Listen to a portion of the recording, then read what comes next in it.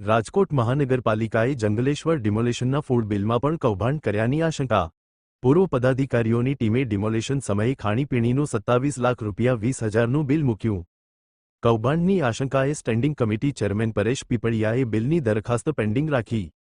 એક તરફ જંગલેશ્વરનું ડિમોલેશન ચાલતું હતું તો બીજી તરફ અધિકારીઓ 231 રૂપિયાની એક નંગ કાજુકતરી ખાઈ રહ્યા હતા. ડિમોલેશનમાં કાજુકતરી, સમોસું, ખજૂર રોલ અને ખમણની 150 નંગ પ્લેટનું બિલ 34,650 મુકાયું. ડિમોલેશન સમયે અધિકારીઓ આરાધના ટી સ્ટોલની 6,30,946 રૂપિયાની ચા, કોફી અને બિસ્કિટ ખાઈ પી ગયા. 21,000 કપ ચા પી ગયા અને 4,000 બોટલ લીંબુ શરબત પી ગયા. પ્રેમવતી રેસ્ટોરન્ટનું જમવાનું બિલ 20 લાખ રૂપિયા 68,000 મુકાયું. અહેવાલ સંજય પોપટ.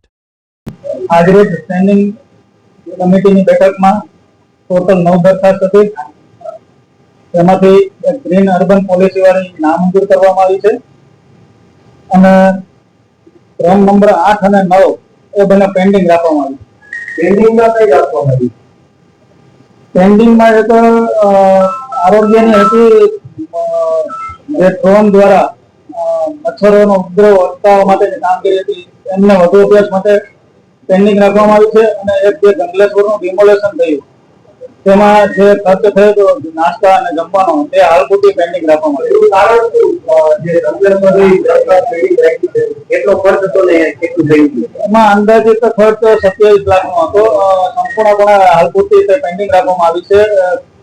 પેન્ડિંગ રાખવાનું કારણ એ કે એમને જે કાજુ કતરી અને અંજીર, ખજૂર રોલ ને એનો જે ઉલ્લેખ કર્યો છે, આવી સંવેદનશીલ વાતાવરણની વચ્ચે જે તે અધિકારીઓને આવી મીઠાઈ નહીં ખાવાની શું જરૂર પડી, તેમના ખુલાસા માંગવા માટે એ હાલ પૂરતી પેન્ડિંગ રાખવામાં આવી.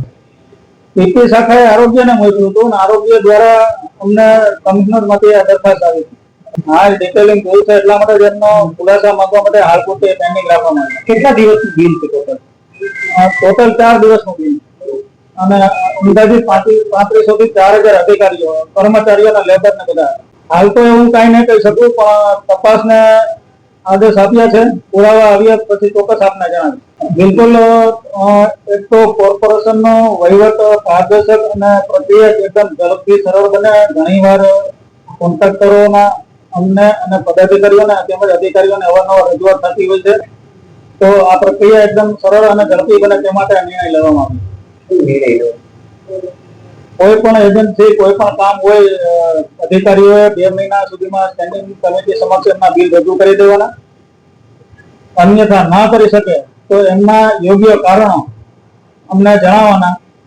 સંકલનમાં બેસી નિર્ણય કરશું કે આ કારણ યોગ્ય છે તો એ ધ્યાને લેવામાં આવશે. અન્યથા એક પણ બિલ સ્ટેન્ડિંગ કમિટી ધ્યાને નહીં.